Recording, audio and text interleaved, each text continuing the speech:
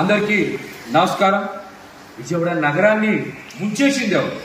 విజయవాడ కూడా రాజధానిలో ఒక భాగమే కదా. అయినా కూడా విజయవాడ నగరం మీద మీకు ఎందుకంత కక్ష? బుడమేరుని మోసం చేసి దారి మళ్లించి విజయవాడ నగరాన్ని బుడమేరు ముంచెత్తేలా చేసి బడుగుల జీవితాల్ని చిన్నాభిన్నం చేసి వారి ఆర్థిక పరిస్థితిని కోలుకోలేనంతగా దెబ్బతీయడానికి కారణం మీ కళని నిజం చేసుకోవడానిక? ఎవరి ప్రయోజనాల కోసం ఇదంతా చేస్తున్నారో చెప్పాలని మేము ముఖ్యమంత్రి చంద్రబాబు నాయుడు గారిని ప్రశ్నిస్తా ఉన్నాం. ఎందుకు విజయవాడ నగరాన్ని బలిపశువు చేశారు? విజయవాడ నగరంలో గతంలో ఎన్నడూ కూడా ఇలాంటి విపత్తు చూడలేదే. వరుణదేవుడికి మా మీద ఎప్పుడు ఇంత కోపం కలగలేదే. అమ్మవారి దయతో ఎప్పుడు ఆనందంగానే ఉన్నాం. కానీ మీకు మా మీద అంత కోపం ఎందుకు, అంత కక్ష ఎందుకు? చంద్రబాబు నాయుడు గారు, మీరు ఖచ్చితంగా ముఖ్యమంత్రి హోదాలో మాకు సమాధానం చెప్పాలి. విజయవాడ నగర చరిత్రకి ఎవరైనా సరే వలస వచ్చిన చరిత్రే. విజయవాడ నగరంలో అందరినీ అమ్మవారు ఒకేలాగా చూసింది, ఒకేలాగా వారందరినీ కూడా ప్రేమించింది. అందుకనే విజయవాడ నగరానికి వలస వచ్చామన్నటువంటి భావన పోయి స్థిర నివాసాలు ఏర్పాటు చేసుకున్నారు. దశాబ్దాల తరబడి ఇక్కడే ఉండిపోయారు. కానీ ఈ రోజున సొంతూరును గుర్తు తెచ్చుకొని విజయవాడ నగరం నుంచి వలసలు ఇతర ప్రాంతాలకి వాళ్ళ స్వస్థలాలకి వెళ్లిపోతున్నారంటే ఈ ఘోర సంఘటనని మేము చూడలేకపోతా ఉన్నాం. మా బాధని వ్యక్తం చెయ్యలేకపోతా ఉన్నాం. ఎందుకు ఇంత దుర్మార్గం చేశారు? దీనికి కూడా మీరు సమాధానం చెప్పాలి.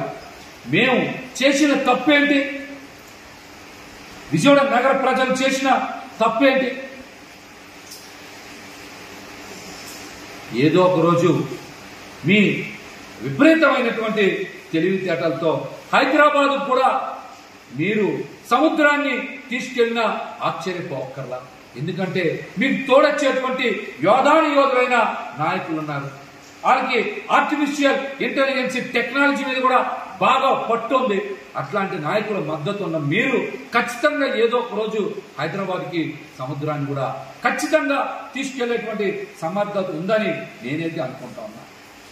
విజయవాడ నగరంలో ముంపు గురవడానికి కూటమి ప్రభుత్వమే కారణమని, ఈ విపత్తుకి నిర్లక్ష్యమే కారణమని ఈ రోజున ఈనాడు పేపర్లో 14వ పేజీలో చాలా పెద్ద ఆర్టికల్ రాశారు. ఇది కూటమి ప్రభుత్వం సృష్టించిన నిశ్శబ్ద మారణ హోమమని అందులో రాయకనే రాశారు. బుడమేరుని కృష్ణమ్మలో కలవనీయకుండా అడ్డుపడింది ఎవరు? బుడమేరుని వచ్చిన వరదని పశ్చిమ బంగాళాఖాతంలో కలవకుండా అడ్డుపడి బెజవాడని ముంచింది ఎవరు? ఈ ముంపు రాజకీయం ఎవరి కోసం, ఎవరి ప్రయోజనాల కోసం, ఎవరి లబ్ధి కోసం చేశారో చంద్రబాబు నాయుడు గారు ఖచ్చితంగా సమాధానం చెప్పాలి. ఏ వర్గానికి లబ్ధి చేకూర్చడం కోసం? బలైంది మాత్రం బడుగులన్న విషయం ఈ రోజున ప్రతి ఒక్కరికి కూడా అర్థమైపోయింది. చివరికి ఆధిపత్య వర్గాల అభివృద్ధి కోసం బడుగు బలహీన వర్గాలు, బీద బిక్కీలు ఈ రోజున అన్యాయం అయిపోయారు. చరిత్ర ఎప్పటికీ కూడా ఇది గుర్తు పెట్టుకుంటుంది. ఈ పాపానికి ఒడిగట్టిన ప్రతి ఒక్కరికి కూడా ఖచ్చితంగా విజయవాడ నగర ప్రజలు శిక్షించి తీరుతారని కూడా మిమ్మల్ని